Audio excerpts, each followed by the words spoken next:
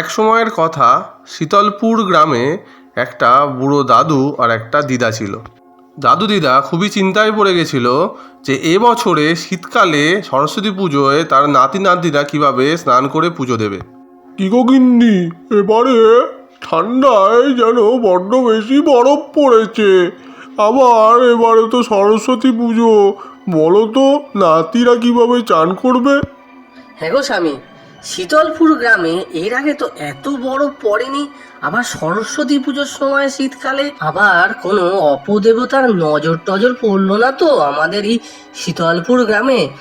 হতে পারে হয়তো এইরকম ভাবে আমাদের গ্রামটা যে সুখে স্বাচ্ছন্দ্যে আছে এটা হয়তো কারোর ভালো নাও লাগতে পারে। না না স্বামী, এর কোনো বিহির না হলে একদম চলছে না, জানো তো। তারা খুব চিন্তায় ছিল এবং গ্রামটাকে তারা বাঁচাতে চাইছিল। গ্রামবাসীরা কেউ তো শীতের জন্য বাইরে বেরোচ্ছিল না। হঠাৎ করে তাদের মাথার মধ্যে একটা বিদ্যুৎ খেলে গেল। স্বামী স্ত্রী তারা ডাইনিমার কাছে যেতে লাগলো তাদের গ্রামটাকে বাঁচানোর জন্য। কোনো গ্রামবাসী তো সাহস করতে পারলো না, তাই তারা বাঁচার আশা ছেড়ে দিয়ে যেতে লাগলো। এদিকে ডাইনিমা মুশকিল আসান সে সমস্ত সমস্যার সমাধান করে, কিন্তু গুহার মধ্যে সে একা। অনেকটা রাস্তা যাওয়ার পরে সেই বয়স্ক ভদ্রলোক এবং তার স্ত্রী সেই ডাইনিমার গুহায় চলে এলো, এই আশা নিয়ে যে গ্রামটা মনে হয় এই শীতের কবল থেকে মুক্তি পাবে। কিরে, আবার তোরা এসে গেছিস? তোরা না একবার এসেছিলিস? তোরা এই মানুষরাই আমার যোগ বলের অপব্যবহার করিস। না না, আর না। বুঝলে গিন্নি, এ তো ডাইনিমা আমাদের ওপর রুষ্ট হয়েছে। আমি বলেছিলাম না, বারবার মানুষরা এসে এনাকে বিরক্ত করে, যার জন্য ইনি। না না ডাইনিমা, এবার আমরা সমাজের উন্নতির জন্য এসেছি শীতের কবল থেকে বাঁচতে।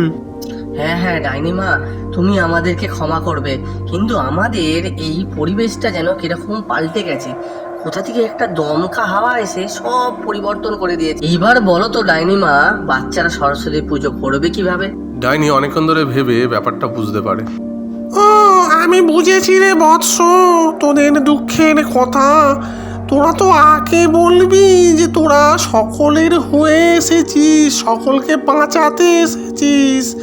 না না, এই গ্রামে কখনোই এত ঠান্ডা পড়তো না। এইখানে বরাসুর নামে একটা অসুরের প্রকোপ পড়েছিল, তারপর থেকে তার নজরে এখানে ঠান্ডাটা পড়ে, বরফ পড়ে।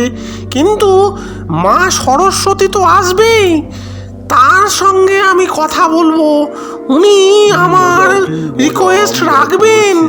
এখানে সরস্বতী পুজো করবে বাচ্চারা। তোরা শান্তি মনে যা, এখানে এত ঠান্ডা আস্তে আস্তে কমে যাবে।